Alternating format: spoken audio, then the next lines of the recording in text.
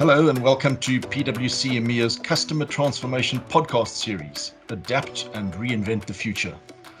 Today we're discussing PwC's recent Market Winners Survey. Why certain businesses aren't just surviving but thriving in what we can fairly confidently say are volatile and uncertain times. What are they doing that's different? Why can't all organizations be winning? To talk about this, I'm joined today by Quinton Pienaar, EMEA's Customer Transformation Leader at PwC. And our guests today are McCusker, who's the Education Leader and Partner at PwC UK, Martin Förster, who is the Customer Practice Senior Manager at PwC Germany, and Warren Tucker, who's the Enterprise Strategy and Cloud Transformation Lead at PwC in the UK. Thank you all for being here today. Quinton, PwC's published some fascinating research into the whole notion of market winners. How did you define a market winner, and what were the top line findings of the survey? Thanks, Peter. We defined a market winner by somebody that saw growth during the pandemic, through the height of the COVID-19 pandemic. And what we found through the research, which interviewed approximately 500 executives across EMEA, was there were 5 traits that were clear. So, and as a summary, the first trait was the organizations that were winning in the market had broken down silos. They had done a good job at breaking down the silos that exist between sort of back office, middle office, and front office, and really focused on customer outcomes. They had a very keen focus on customer experience and how they could both engage and create experiences that their customers wanted. Creating a trusted relationship with their customer base was at the fore of their thinking. Leadership, being actively part of any transformation project and really engaging with the staff across the transformation programs was a key element. And then lastly, they're using technology not only to scale their ambitions, but also to differentiate their customer experiences that they can offer their clients. Martin, I'd like to bring you here in here if we could. Quinton uses phrases like breaking down silos in an organization, and he talks about working backwards from the customer's needs. In reality, how much of a change is this from normal operating practice? Isn't everyone doing this? How important is a customer focus to an organization that wants to win in the market?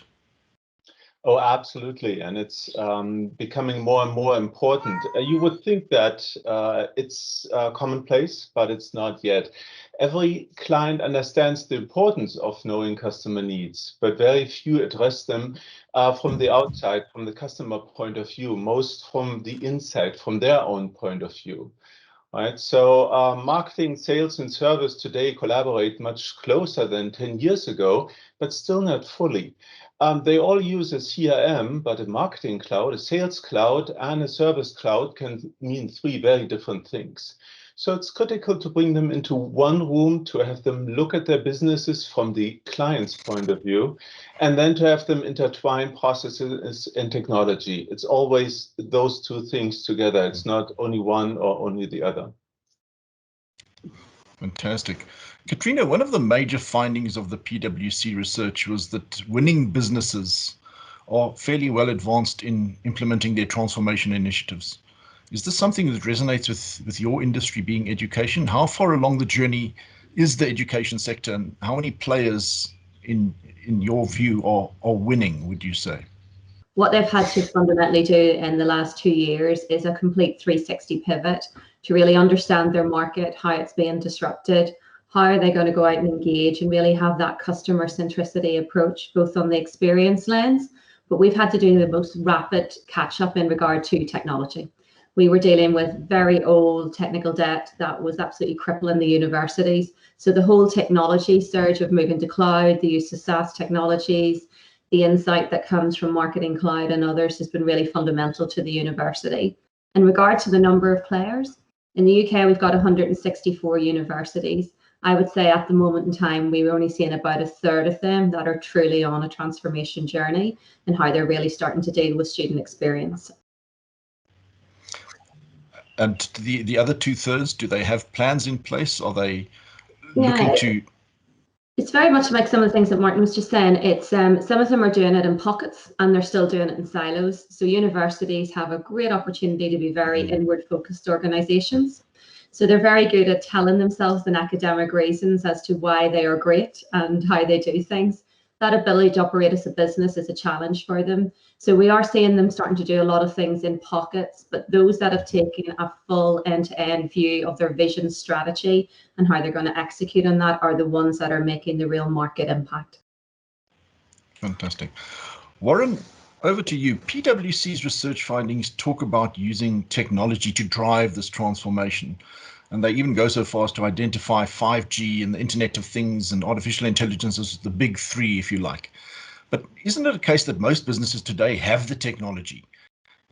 Isn't having a clear cloud roadmap and using tech smartly the bare minimum to be doing business today, let alone winning? What are you seeing? I think that's right, but I think it's about moving to the next wave of technology adoption and real commercial exploitation of technology. So organizations are moving beyond the processes of implementing technology and are genuinely focused on how do they use technology not just to differentiate customer experience, but actually use it as a new source of revenue. So how can you actually create new products and services that were simply not possible before the advent of technology? I mean, education is a fantastic industry where the technology is arguably going to become the foundation of the product as well as the experience that they're delivering to their students and effectively to their customers. And I think in every industry now, we see organizations where technology is shifting from becoming an enabler to driving efficiency and effectiveness to actually becoming the source of competitive advantage. And that could be either in terms of cost structure, or it could be, for example, in banking, organizations like Starling Bank, which describe themselves as a technology platform with a banking license. So I think many industries now, you're starting to see that mass adoption of technology as a source of new revenue growth and opportunity. And I think COVID has just accelerated that. Fantastic.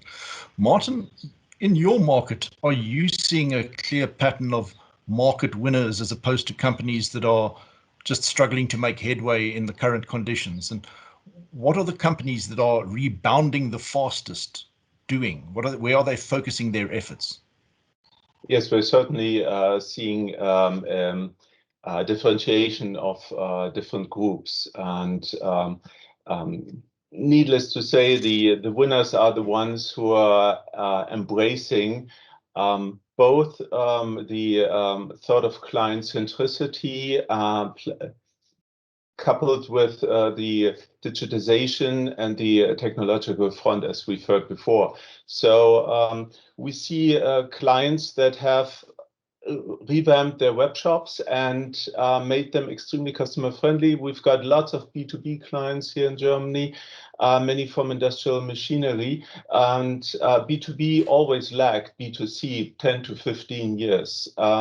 This has changed. It's caught up so much. We call it the Amazonization of B2B because procurement officers, buyers, they're also people, and they are used to shopping online like Amazon, and now they are transferring these expectations into their business life, and they need a very easy to use web shop, which is what we've done with numerous clients in the last year, and it's worked out fantastic.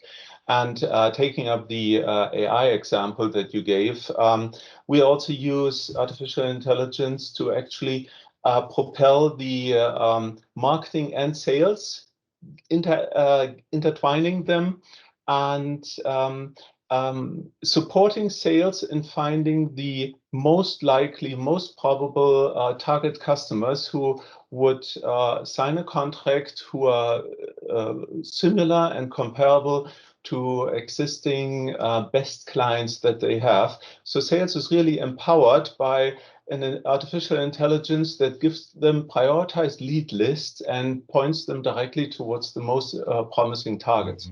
So this is a win-win situation, and this only happened because we needed to fight the emergency of COVID and do that fast. And so in a nutshell, the companies that won in Germany last year and this year were the ones who were really able to embrace this technology very quickly. Let's go over to you, Warren, for some last words on this topic for today. If a business is feeling that they're battling to make headway in these volatile times and they're battling to do all of the good things like pivot and be agile, what's your message to them?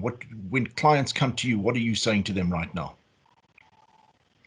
I think it's about having the right advice at the board level in order to galvanize genuine CEO level leadership. Our survey results showed that the CEO role in leading the charge is vitally important.